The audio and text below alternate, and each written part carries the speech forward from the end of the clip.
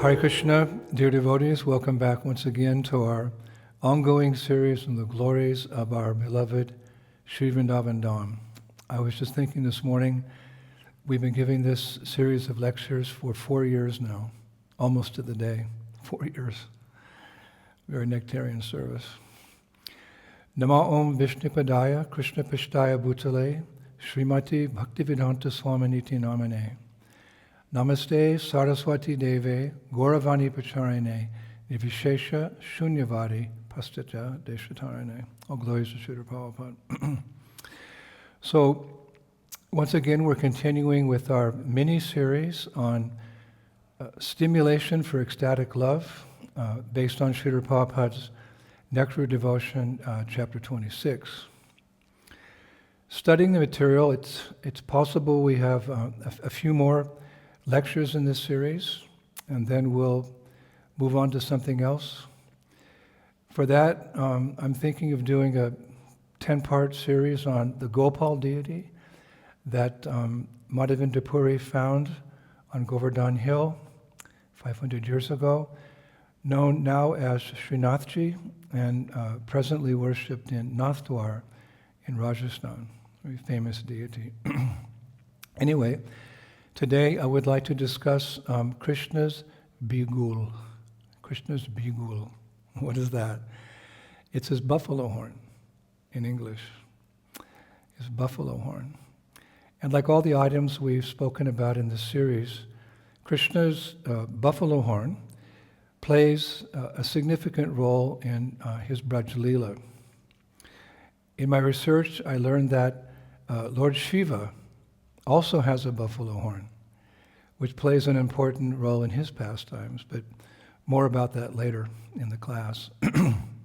So according to the dictates of Natya Shastra, the scripture of dramaturgy, by the illustrious sage Bharat Muni, Krishna's buffalo horn is instrumental, very important in vachik, meaning a pastime that is performed using dialogue, singing, poetry, etc. Natya Shastra is a compendium of the performing arts, like drama, music, dance. Some scholars poetically, and I say poetically, refer to it as the fifth Veda, saying it takes words from the Rig Veda, music from the Samveda, gestures from the Yajur Veda, and emotions from the Atharva Veda. And I was reading that the dramas of our beloved Srila Rupa Goswami, like Vidagna Madhava and Lalita Madhava, he based those on this particular ancient scripture. Now in this Natya Shastra, Bharat Muni describes 4 different types of nataka, meaning dramatic actions. Like in a theater there's many dramatic actions. And the first one he describes is called angig, which means performing a pastime with the expressions of the body, like bodily movement. And the second is vachik, again vachik, means performing the pastime with the help of dialogue and singing and poetry, etc. The third, which is discussed, is acarya. It means wearing different colorful clothes or costumes, as well as different paraphernalia like holding a flute or a bow or a sword, etc. Discusses that. And the fourth is sattvika, meaning how to perform drama with emotion. With emotion. We would say with bhav, with love. So regarding vachik, we'll just discuss one here. Regarding vachik, performing pastimes with dialogue, singing, and poetry, which are all done with one's mouth, we see that Krishna attracts his devotees by his sweet words and by mesmerizing them by his sweet talking. So he's employing this technique. course, it's all natural for him. But unlike mortal beings, Krishna can also invoke very deep transcendental devotional sentiments by using his mouth to play musical instruments. In Srimad Bhagavatam 10:21, there's a summary to that chapter in the beginning where we hear the following. The gopis declared to see Lord Krishna playing his flute while taking the cows to pasture is the highest perfection for the eyes. Hearing the song of Krishna's flute, the peacocks dance, and all other creatures become stunned when they see them. The ears of the cows stand on end as they drink the nectar of his flute song, and their calves simply stand stunned. The milk they have been drinking from their mothers, others, still in their mouths. So there's an example, Krishna. But another instrument that Krishna plays from his mouth, which also produces profound spiritual emotions in the hearts of those who hear it, is the beagle, or again, the buffalo horn. The buffalo horn. Before doing this research, I knew nothing about Krishna's buffalo horn, but it's really interesting, like all the items that stimulate ecstatic love. So this beagle, this buffalo horn, is known by different names, such as Shringi, Bagulu, and Bhaja. And the personal name of Krishna's buffalo horn is Mandragosha. His buffalo horn is Mandragosha. Now, Nectar of Devotion describes that this Mandragosha, it's always highly polished. Krishna's bugle horn is highly polished. It's circled with gold bands, and in the middle of his buffalo horn, there's a hole. There's a hole. Now, Krishna blows a buffalo horn. He plays a flute, but he blows a buffalo horn in Vrindavan in several specific ways. This is the details. The love is in the details. You can't play a buffalo horn like flute. So there's one hole, and he blows it in specific ways. One is for calling his cows to come back from grazing and come back to the Goshala in Nandagram in the evening time. Secondly, I was reading, he uses his buffalo horn to call for lost cows.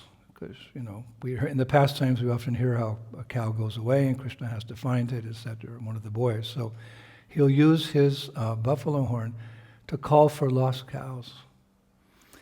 And thirdly, he uses his buffalo horn to call the asuras sent by Kamsa to fight with them. They're in the area, so come on and fight. He uses his buffalo horn to call them. And just before starting the fight with them, Krishna blows his buffalo horn like a signal to begin the fight. As well, this is very important, as well as to invoke Virarasa. Virarasa means the rasa of heroic or, brave emotions. He brings that forth through the buffalo horn. And the acaryas say that just as Krishna's flute ignites the loving Shringar or the Madhurya Ras in the hearts of his beloved gopis, so the buffalo horn ignites this Vira Rasa, heroic emotions, in the hearts of the cowherd boys. That's so nectarian. Now, Krishna also uses his buffalo horn, this is really interesting, to distract the mind of Jatila and Kutila when they're trying to catch Radha and Krishna together in their pastimes somewhere in the groves of Vrindavan. And in Srimad Bhagavatam, in the section Vamsa Gita, we learn that when the Braja Gopis heard the notes of Krishna's flute in the dark of the night, they all forgot their duties and came running to dance in the Rasa Leela. Similarly, on hearing the loud sound of the buffalo horn, during the afternoon, while in the pasturing grounds of Braj, all the gopas, all the cowherd boys, leave their duties of herding cows and run towards Krishna to play with him.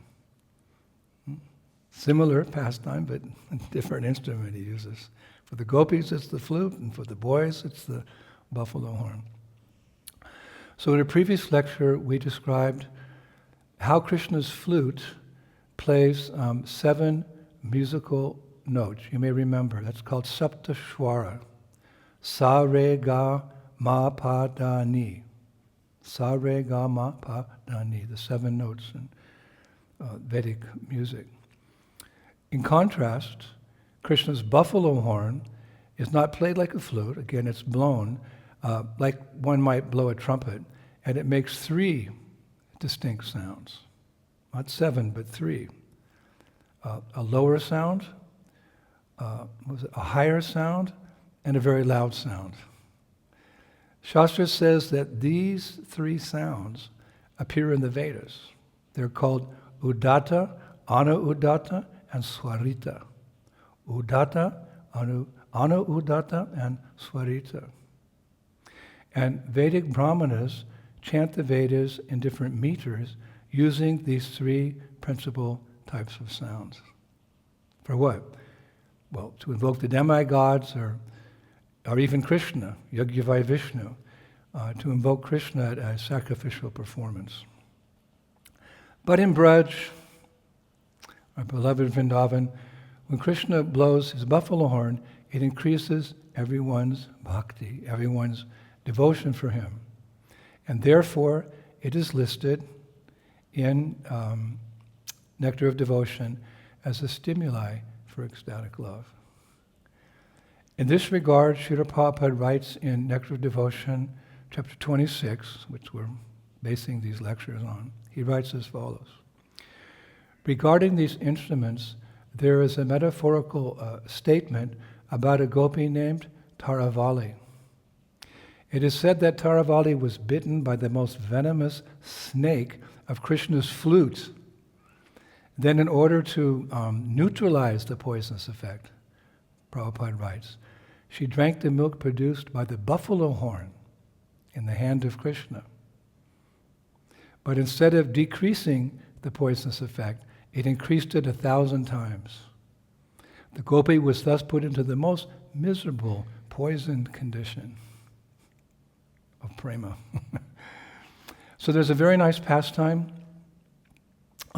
described by the Vaishnav poet Lalit Kishore, whom we often refer to, wherein it's described just how Krishna got his buffalo horn.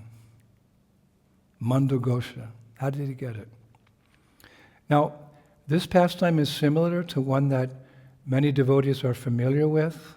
We spoke on this pastime a couple of years ago, where Lord Shiva visits Nandagram to have darshan of baby Krishna.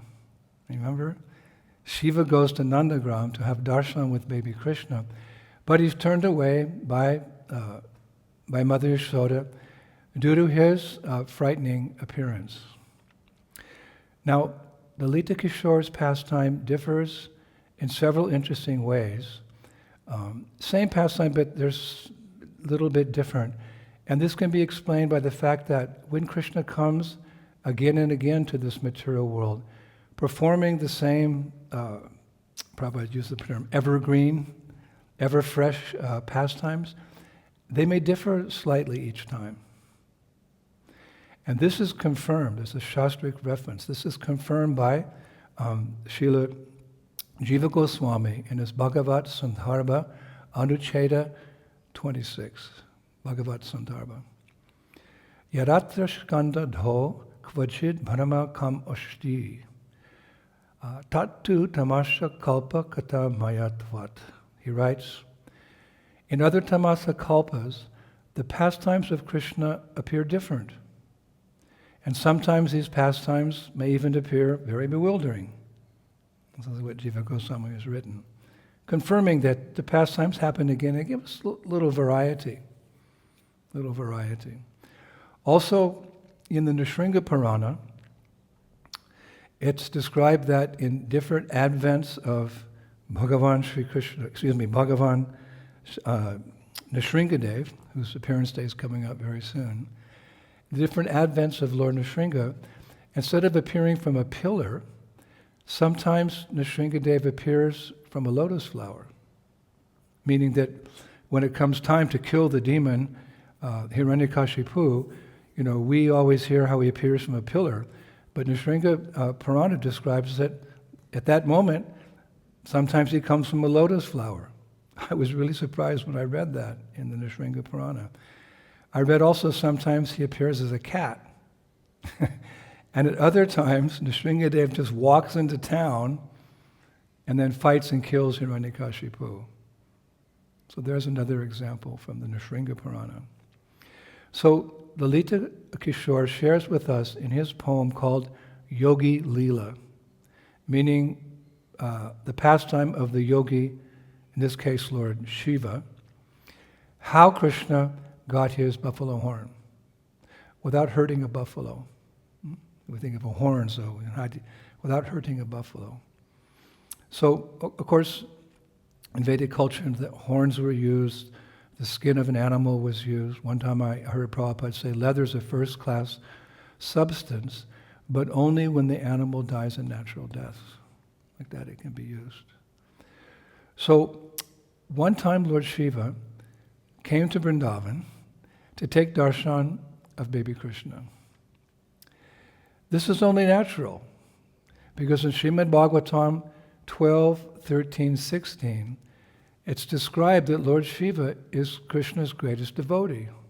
Nimna ghanam yata ganga devanam achuto yata vaishnavanam yata shambhu purnananam idam tata. Famous verse.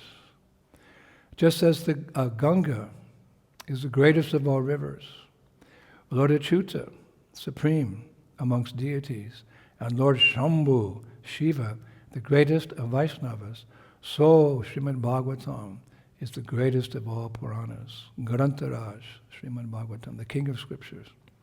So therein it's mentioned that Lord Shiva is the greatest of devotees.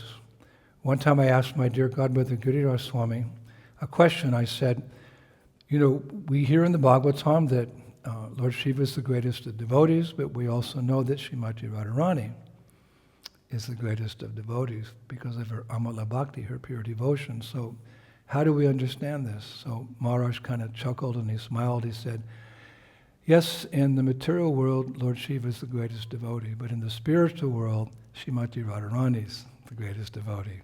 I thought that was a good answer.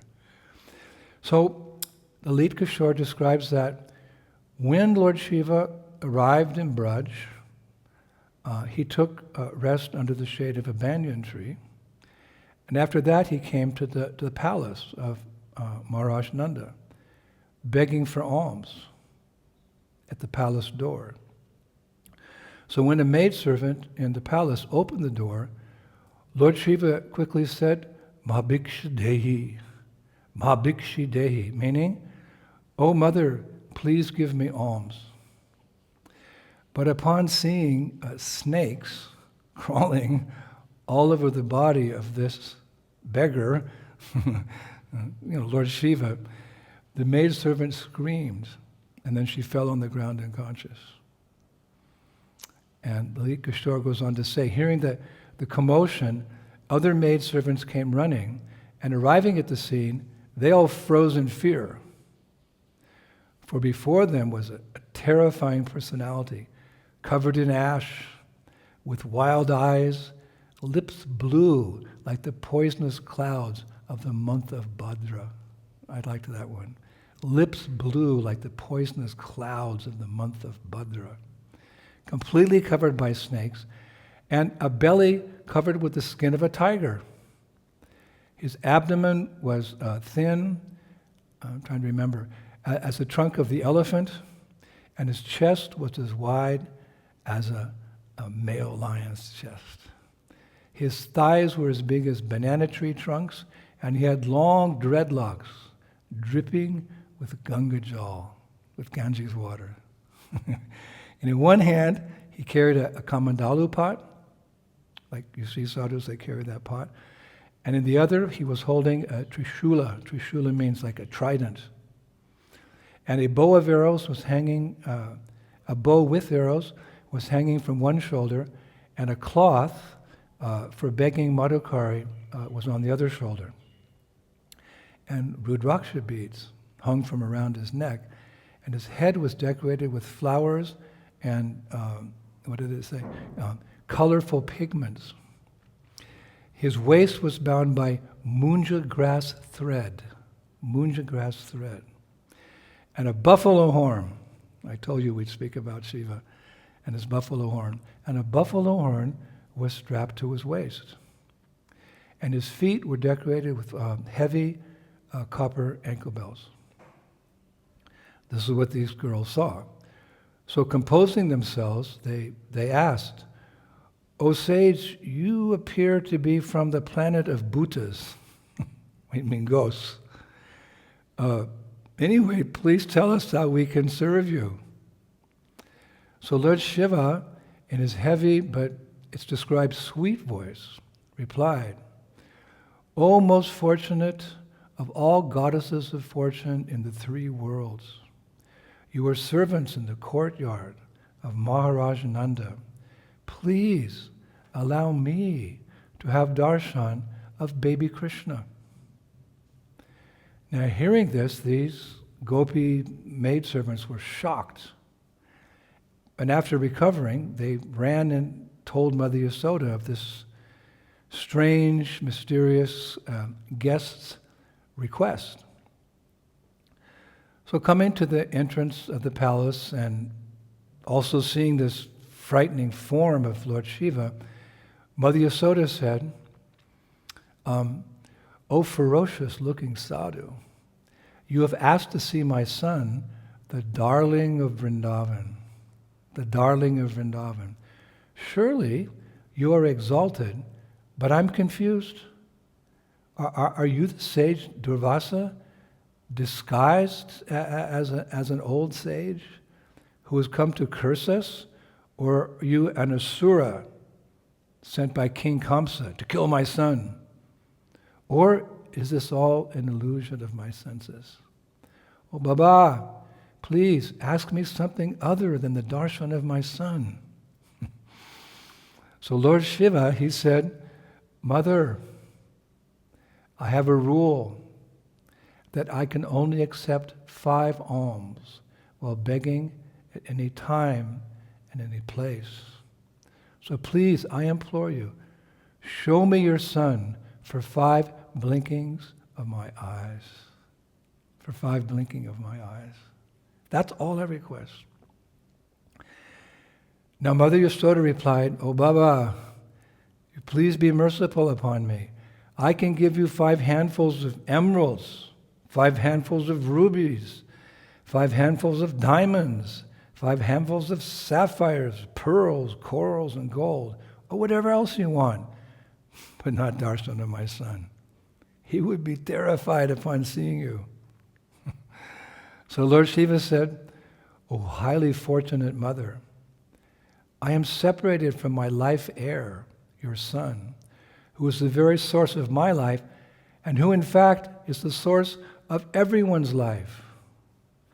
Know for certain that he is the only one who can return my life heir to me." Wow.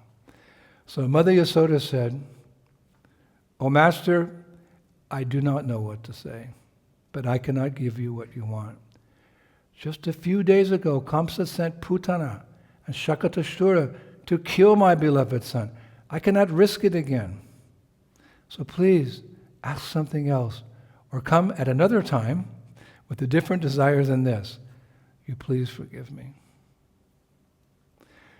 And then Mother Yasoda left to attend to her little son in the palace. Now with that, Lord Shiva sat down on the doorsteps of the palace of Maharaj Nanda, saying to the gatekeepers that he wouldn't go until he had darshan of Balakrishna, means baby Krishna, Balakrishna. A few minutes passed, and then he started singing bhajans, glorifying Lord Krishna. Now with that, suddenly inside the palace, Balakrishna, baby Krishna, started crying. And Mother Yasoda, Lalita Kishore describes, she tried in various ways to calm him down. But nothing worked. She even tried to feed him her breast milk, but he even refused that. So exasperated, Mother Yashoda turned to her maidservants and asked them what could be done. So one gopi maidservant, she spoke up and said, "Dear Mother Yashoda, maybe Krishna is like this because someone somewhere at some time looked upon him with evil eyes." With evil eyes. So Mother Yashoda said, "Yes, I was thinking the same. Perhaps it happened when we were in the market last week. But who can remove such a curse?" So the maidservant said, "I have heard that only a sadhu can remove the curse of an evil eye." So Mother Yashoda, she closed her eyes and she thought for a moment and said, "If that is so, let us take him to the Baba who came to our palace a little while ago to see my son. Please go find him and call him back." So the maidservant replied, "My dear queen, he is still sitting stubbornly outside the door of the palace." So Mother Yashoda, very quickly, she took Krishna. It's described covered in a gold-threaded, red, shiny silk cloth, and presenting him to the Baba, to, we know, Lord Shiva, she said, "Baba, I'm desperate. Someone has cast an evil eye upon my child. And we are told that only a revered sadhu, such as yourself, can counter the curse. Please, I beg you, help us." So gazing upon baby Krishna, Lord Shiva gets the darshan. Gazing upon baby Krishna, Shiva started shivering in ecstasy. And jumping up, he started singing and dancing very wildly in front of baby Krishna. And suddenly, seeing the dancing of Lord Shiva, Krishna stopped crying and he started laughing. And all this went on for some time as Lord Shiva would interrupt his dancing repeatedly to pay obeisances to both Mother Yashoda and Krishna. He was dancing wildly, but he'd stop and offer obeisances from time to time. So then, somewhat confused, Mother Yashoda asked, "Hey Baba, stop dancing like Lord Shiva at the end of creation and just remove the evil eye somebody cast upon my son." So with that, Lord Shiva, actually Shiva means auspicious, with that Lord Shiva touched the lotus feet of Krishna. Then he sprinkled Ganges water from his dreadlocks on Krishna's body like an abhishek. Then he offered chandan to Krishna's lotus feet.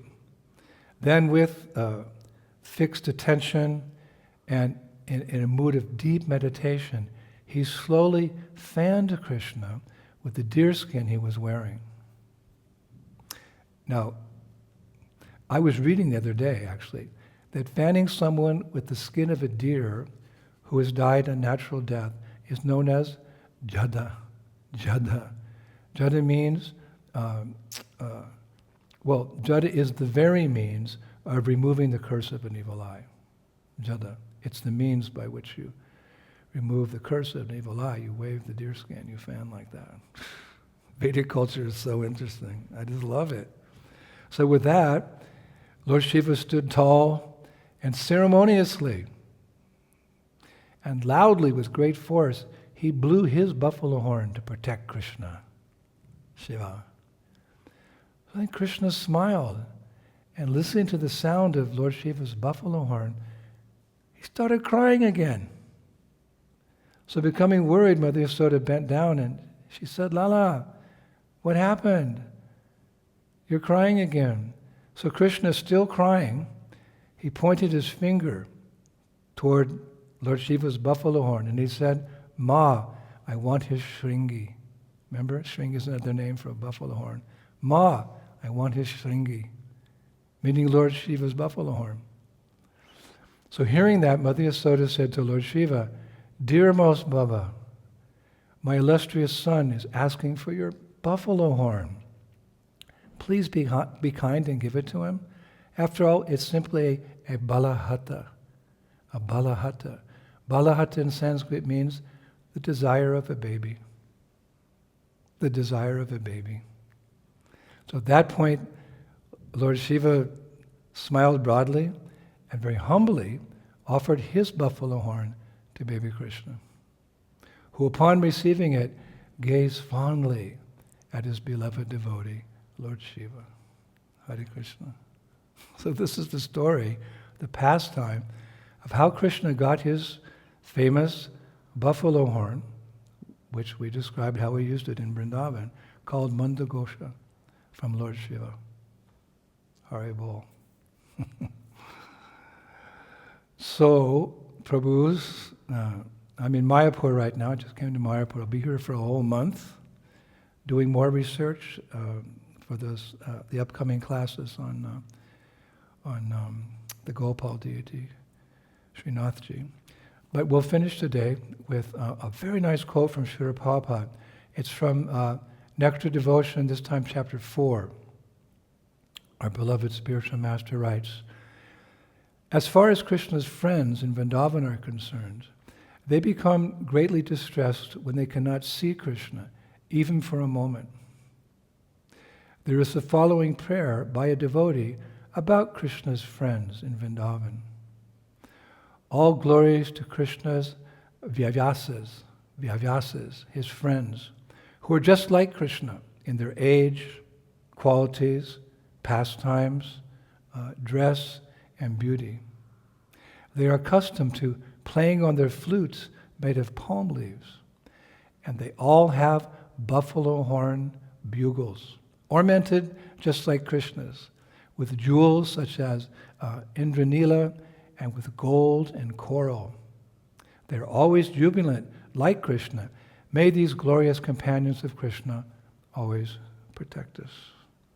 So Krishna has a buffalo horn, Shiva has a buffalo horn, and all the cowherd boys have buffalo horns. Hare Krishna, Shri Brajumi, Shri Vrindavan Dham ki, Krishna's buffalo horn ki. So thank you, everyone. I hope you enjoyed and learned from this lecture, and that it's acted as some stimuli for increasing your love for the Supreme Personality of Godhead and his eternal consort, Srimati Radharani, and all his friends and servants in Vrindavan Dham. See you next week. Shri Shri Gaur Nitai ki, Shri Shri Krishna Balaram ki, Shri Shri Radhashama Sundar ki, Vrindavaneshwari, Srimati Radharani ki, Krishna's buffalo horn ki, Shri Mayapur Dham ki, Shri Shri Gaur Nitai ki, Shri Krishna Sankirtanya ki, Nitai Gaur Pimanandi, Jai Jai Sisi Radhe Sharm. All glories to